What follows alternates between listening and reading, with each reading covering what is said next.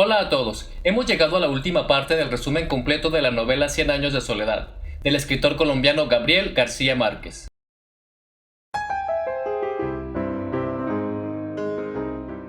El capítulo 19 comienza con el regreso de Bruselas de Amaranta Úrsula, la hija menor de Aureliano II y Fernanda del Carpio. Ella iba con planes de instalarse definitivamente en Macondo, y su esposo Gastón la acompañaba. Él era un rico aeronauta, que llevó su velocípedo a Macondo y gustaba de disecar insectos.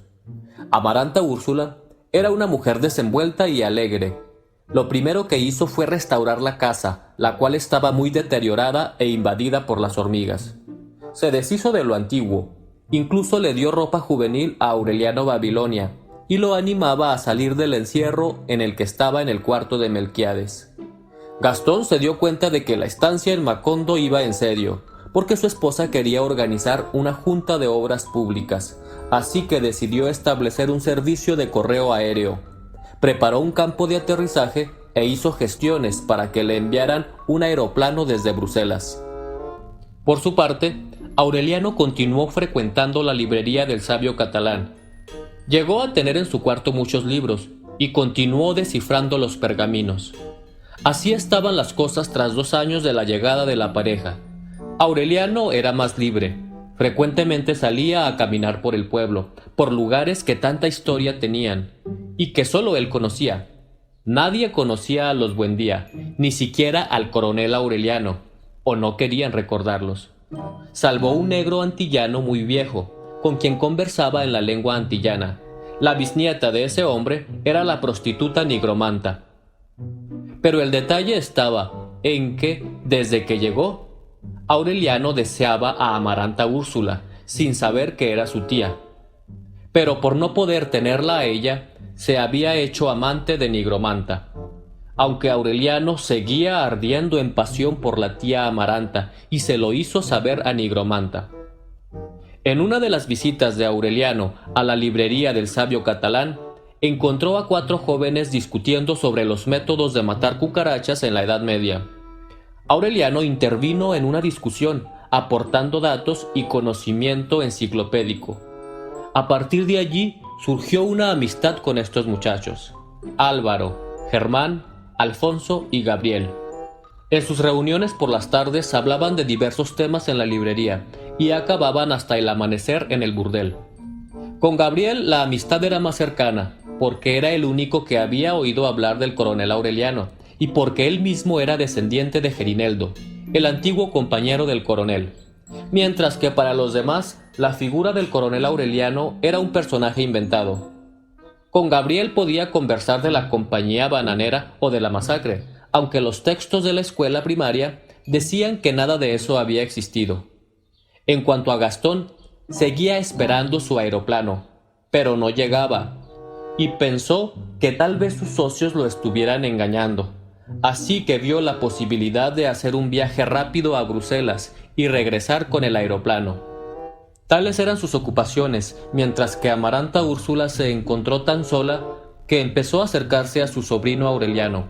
Lo visitaba en el cuarto de Melquiades y le hacía preguntas sobre los pergaminos. Un día que Amaranta se pinchó un dedo, Aureliano se apresuró a chupárselo y a darle besitos. Allí le dijo cuánto la deseaba. Y ella le contestó: «Bruto, me regreso a Bruselas en el primer barco que salga». Entonces, desilusionado, corrió con Pilar Ternera a llorar en desahogo. Pilar Ternera, ya muy anciana, era la dueña de un burdel zoológico, al que Aureliano llegó un día que Álvaro, uno de sus amigos, se lo recomendó. Cuando Aureliano terminó su llanto y le reveló por quién lloraba, la vieja soltó una risa profunda y le dijo que no se preocupara porque la tía lo estaba esperando.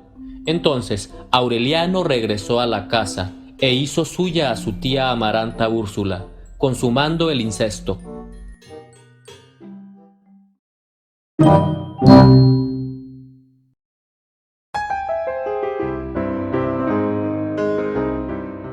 En el último capítulo, tras la muerte de Pilar, sus mulatas abandonaron Macondo.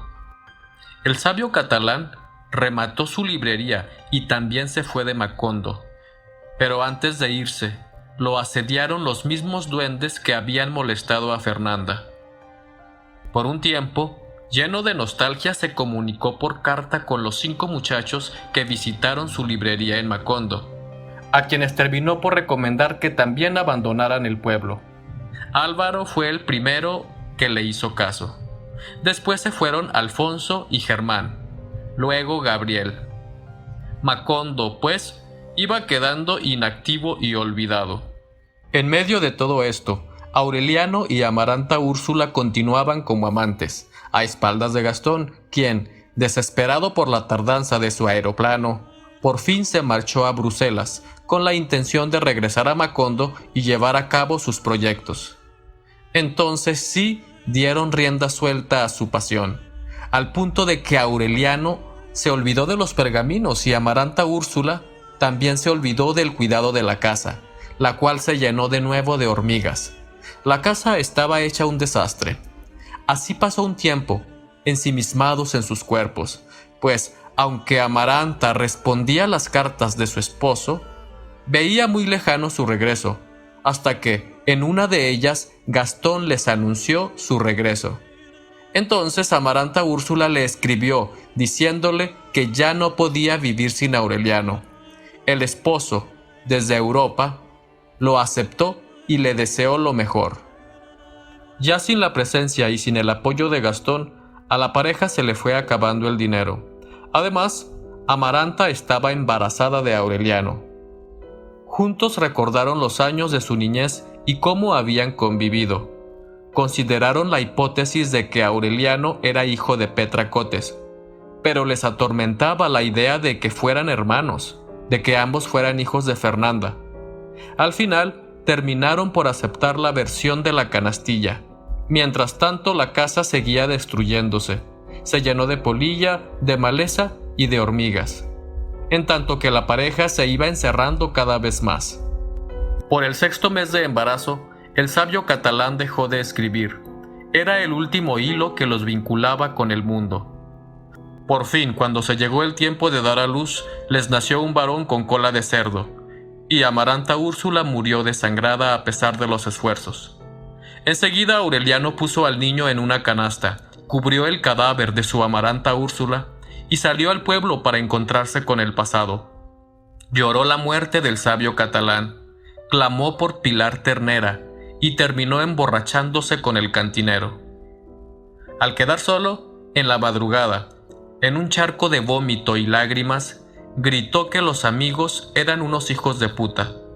De allí lo recogió Nigromanta, se lo llevó a su casa para limpiarlo y le ofreció un caldo. Aureliano entonces se quedó dormido. Al amanecer, con dolor de cabeza, Aureliano supo que se había olvidado del recién nacido. Entonces volvió a la casa, pero no halló al niño que había puesto en la canastilla.